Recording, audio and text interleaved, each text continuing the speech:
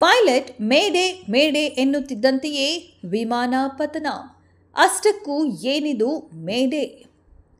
ಲಂಡನ್ಗೆ 242 ಜನರನ್ನು ಹೊತ್ತೊಯ್ಯುತ್ತಿದ್ದ air India Boeing 787 ವಿಮಾನ ಅಹಮದಾಬಾದ್ನ ಸರ್ದಾರ್ ವಲ್ಲಭಾಯ್ ಪಟೇಲ್ ಅಂತಾರಾಷ್ಟ್ರೀಯ ವಿಮಾನ ನಿಲ್ದಾಣದಿಂದ ಟೇಕ್ ಆಫ್ ಆದ ಕೆಲವೇ 5 ನಿಮಿಷಗಳಲ್ಲಿ ಪತನಗೊಂಡಿದೆ. ಪತನಕ್ಕೂ ಮುನ್ನ ವಿಮಾನದ ಪೈಲಟ್ ಮೇಡೆ ಸಂದೇಶ ರವಾನಿಸಿದ್ದರು. ಅದಾದ ಸ್ವಲ್ಪ ಹೊತ್ತಿನಲ್ಲಿಯೇ ಎಲ್ಲವೂ ಮೌನ.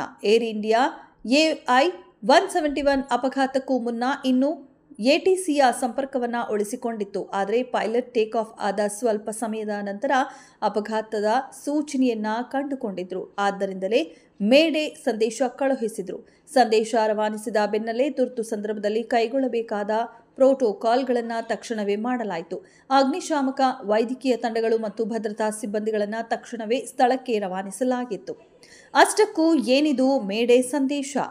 ಮೇಡೆ ಪದದ ಮೂಲ ಫ್ರೆಂಚ್. ಇದನ್ನು 1920ರ ದಶಕದ ಆರಂಭದಲ್ಲಿ ಬಳಕೆಗೆ ತರಲಾಗಿತ್ತು.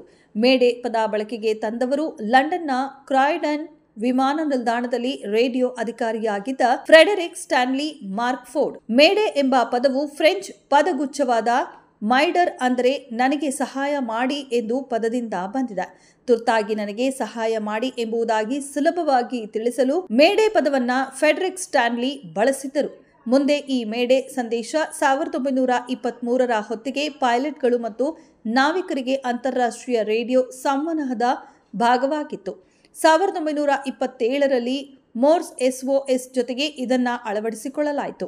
ಮೇಡೆ ಕಾಲ್ ಬಳಸುವುದು ಹೇಗೆ? ಯಾವುದೇ ವಿಮಾನದ ಪೈಲಟ್ ಮೇಡೆ ಮೇಡೆ ಮೇಡೆ ಎಂದು ಹೇಳುತ್ತಿದ್ದಾನೆ ಅಂದರೆ ಆತ ತಕ್ಷಣದ ಸಹಾಯ ಕೇಳುತ್ತಿದ್ದಾನೆ, ಅಪಾಯಕಾರಿ ಪರಿಸ್ಥಿತಿಯನ್ನ ಎದುರಿಸುತ್ತಿದ್ದಾನೆ ಎಂದರ್ಥ.